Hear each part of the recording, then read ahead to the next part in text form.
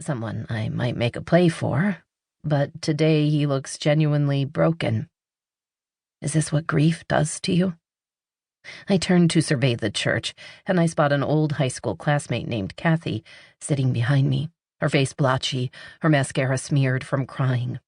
Almost all the women and many of the men are crying, because the soprano is singing that old Quaker hymn, Simple Gifts, and that always seems to bring on the tears. For an instant, Kathy and I lock gazes, hers brimming and wet, mine cool and dry-eyed. I've changed so much since high school that I can't imagine she recognizes me, yet her gaze is transfixed and she keeps staring at me as if she's spotted a ghost. I turn and face forward again. By the time Simple Gifts is over, I too have managed to produce tears, just like everyone else. I join the long line of mourners to pay my last respects, and as I file past the closed coffin, I study Sarah's photograph, which is displayed on an easel. She was only 26, 4 years younger than I am, and in the photo she is dewy and pink-cheeked and smiling.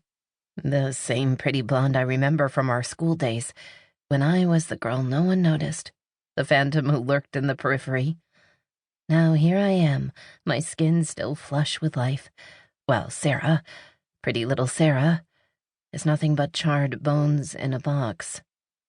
I'm sure that's what everyone thinks as they look at the image of Sarah before the fire. They see the smiling face in the photo and imagine scorched flesh and blackened skull. The line moves forward, and I offer my condolences to Kevin. He murmurs, "Thank you for coming."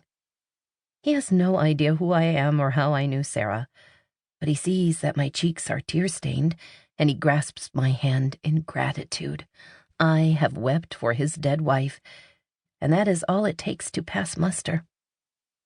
I slip out of the church into the cold November wind and walk away at a brisk pace, because I don't want to be waylaid by Kathy or any other childhood acquaintances. Over the years, I've managed to avoid them all. Or perhaps they were avoiding me. It is only 2 o'clock, and although my boss at Booksmart Media has given me the whole day off, I consider going back to the office to catch up on emails and phone calls.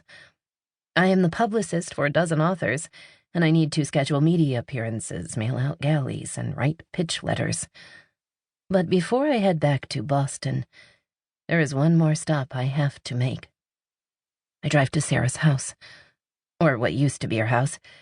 Now there are only blackened remains, charred timbers, and a pile of soot-stained bricks.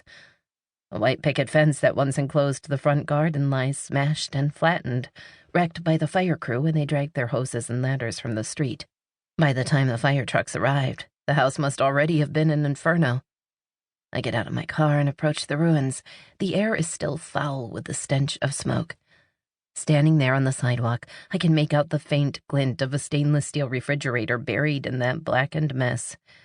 Just a glance at this Newport neighborhood tells me this would have been an expensive house, and I wonder what sort of business Sarah's husband is in, or if there's money in his family. An advantage I certainly never had. The wind gusts and dead leaves rattle across my shoes, a brittle sound that brings back another autumn day, 20 years ago, when I was 10 years old and crunching across dead leaves in the woods.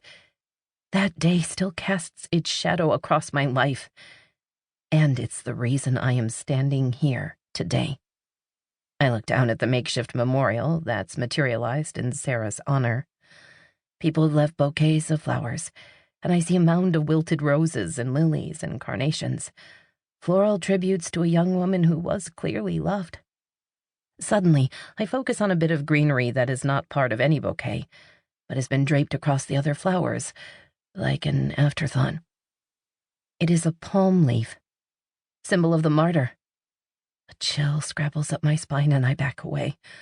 Through the thudding of my heart, I hear the sound of an approaching car, and I turn to see a Newport police cruiser slow down to a crawl.